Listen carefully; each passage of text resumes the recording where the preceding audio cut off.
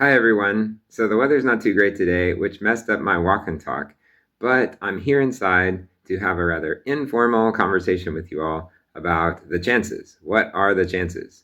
Now, usually when I talk about the chances, I'm talking about some kind of statistical significance observed in some type of synchronicity, which is indicating a God incidence, not a coincidence, right? But today I'm talking about something different. I'm going to give you kind of a behind the scenes on what I think are the chances for different possible watch dates coming up in the future, even though I don't necessarily believe we're going to get that far. This is something I very rarely do. Usually I just focus completely on the upcoming watch date and we go from there. But the World Cup is coming up, and I think some people are getting rather stressed because the Lord told Joshua that there would be no World Cup in 2026 because life would not be business as usual for those who are left behind. And as you know, I believe the Lord really did tell Joshua that back in 2018, Joshua Mhlakela. So some people are getting stressed because they, like me, believe this, and they're feeling like the rapture absolutely has to happen before June 11 when the games start. And I just want to say that yes, that's likely, and so we're going to talk about that but. But first, I want to say I do believe that the rapture is going to happen on Shavuot this year, which is definitely before June 11. And while I believe that, I also believe there's a chance that it doesn't. Now, how can I say that? Well, because there's a difference between what somebody believes and what somebody thinks is possible. And I'll give you an example. When you get in your car to go to the grocery store, you believe 100% that you're going to make it to the grocery store and buy your groceries because there's a huge chance of that, right? And you base your belief on the biggest chances, the very best evidence, right? But you know at the same time that there's a chance you won't make it, you'll have a car crash, and your plans will be upended, right? And in the same way, I believe what I think is the most likely scenario. Whereas I know that I could be wrong, like it could happen otherwise. And so I want to just tell you kind of my opinion of what the chances are on some of the upcoming watches. I think that May 31, June 1, this watch is very likely. I'm giving it a 30% in my mind. And that's interesting because I'm giving the June 7 watch for Shavuot a higher chance. I'm giving it around 50% currently. Now, of course, if we pass June 1, then that entire 30% gets rolled into the June 7 watch. And then I'm giving that like 80%, right?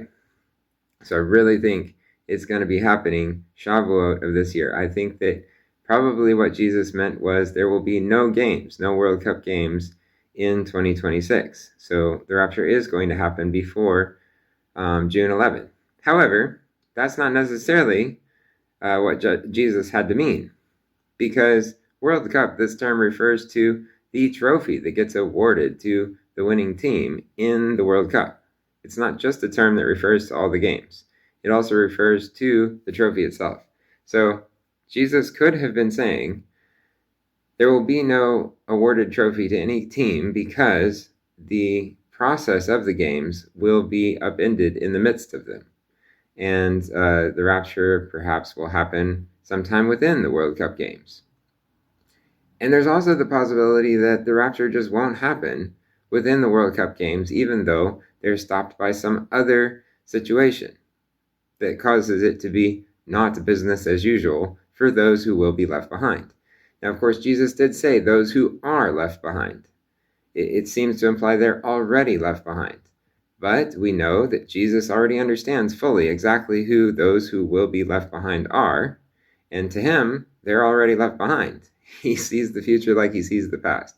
So, since it's Jesus talking, I totally think it's possible that what he meant was that there won't be any World Cup, and life won't be business as usual for those who are going to be left behind. And we could go all the way to potentially Feast of Trumpets this year and get raptured there. I think there's a possibility of that, and that's why 30% plus 50% only equals 80%. I'm giving there being maybe, I don't know, 10% chance that the rapture happens sometime before Feast of Trumpets this year, but after June 7 this year.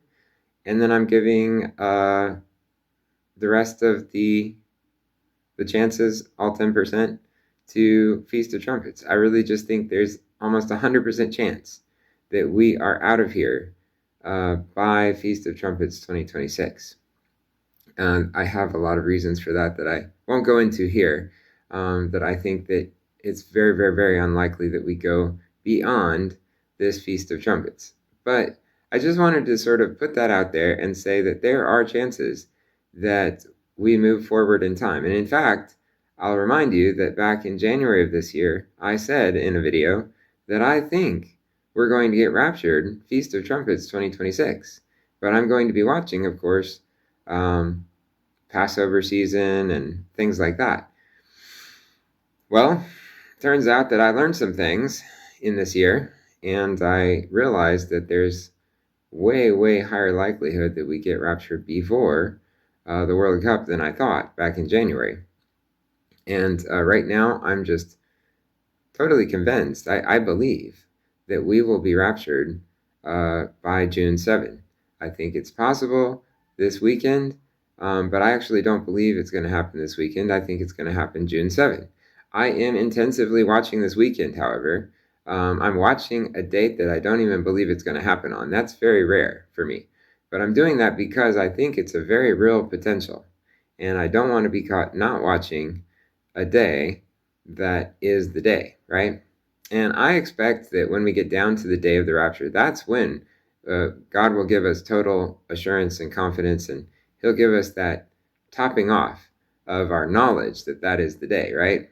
And so I don't expect to need to know any better than I do even right now which day is the rapture well ahead of time, because the Lord is going to reveal that on the day of, just ahead of time.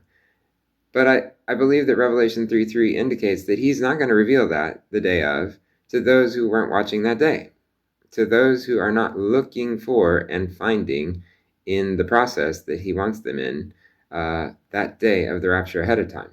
So I think it's very important to watch the right dates, to not put too far off the day of doom, as Amos 6:3 says.